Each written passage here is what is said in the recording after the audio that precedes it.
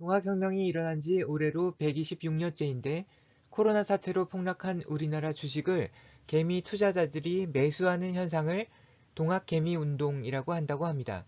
일단 저는 이 네이밍이 의미하는 바가 있고 그것은 어떤 의지의 발현을 암시한다고 생각합니다. 과연 이것이 성공할 수 있을 것인지에 대한 저의 생각을 기록으로 남겨두려고 합니다.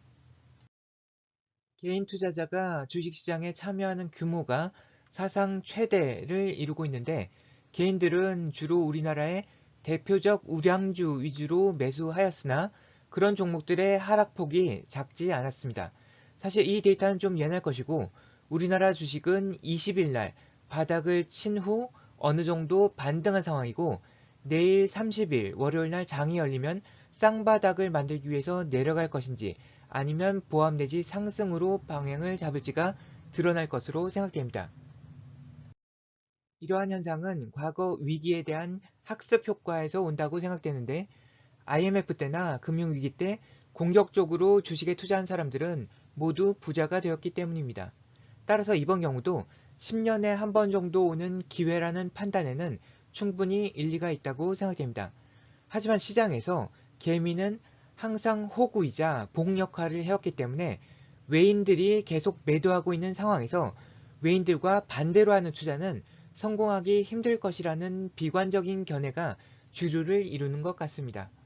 또 이와는 반대로 이번에는 개미들의 투자가 성공해서 자본시장의 역사와 패러다임을 전환하는 계기가 될 수 있을 것이라는 견해도 존재하는데 그동안 시장의 하락폭이 워낙 커서 더 떨어지기는 쉽지 않고 우량주는 대한민국이 망하지 않는 이상 언젠가는 회복될 것이기 때문에 유동성이 확대되면 결국 개미들의 투자가 성공할 수 있을 것이라는 시각입니다. 제 개인적으로는 만약 개미들이 워렌 버핏과 같은 마인드로 임한다면 무조건 이기는 게임이라고 생각합니다.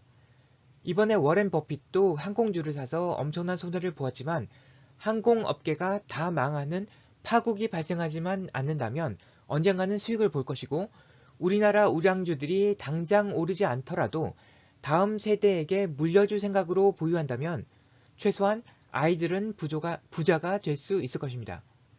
전 세계 정부들이 이번 사태가 파국으로 치닫도록 손 놓고 가만히 지켜만 보고는 있지 않을 것이기 때문에 빚을 내서 단타를 치려는 경우가 아니라면 장기적으로는 반드시 수익을 낼 수 있으리라고 생각합니다. 저는 일제에 의한 한반도 식민 지배와 한반도의 남북 분단이 그냥 우연히 그렇게 된 것이 아니라 어떤 시나리오와 디자인에 의해서 의도된 결과이고 이번에 미국과 일본 등 강대국들이 지도자들의 판단 미스로 위기에 처한 것에 어떤 의지가 작용했을 것으로 추정합니다. 이것은 역으로 우리에게 기회가 될 수 있을 것인데 우리가 방역에 성공한다면 경쟁국들에 비해서 상대적 우위를 점함으로써 도약의 기회가 될 수 있을 것이고 북한도 표면적으로는 코로나 안전지대이기 때문에 남북관계 개선의 가능성도 있지 않을까 싶습니다.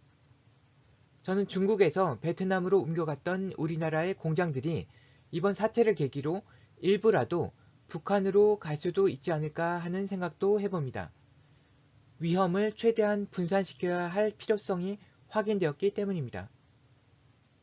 이러한 시나리오는 다분히 후천개벽을 염두에 둔 시나리오인데 물론 하나의 가능성일 뿐이지만 동학혁명의 정신이 곧 후천개벽의 의지이고 그 의지는 이제 다시 한번 자신을 드러낼 만한 충분한 여건이 성숙했다고 저는 생각합니다.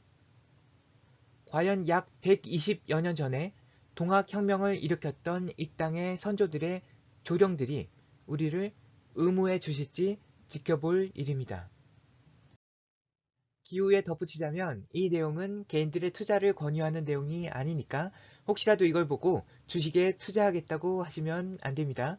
주식은 도박의 일종이나 마찬가지이고 남들이 다 좋다고 하는 종목에 베팅하면 그만큼 배당률이 낮을 수밖에 없을 것입니다. 들어주셔서 감사합니다.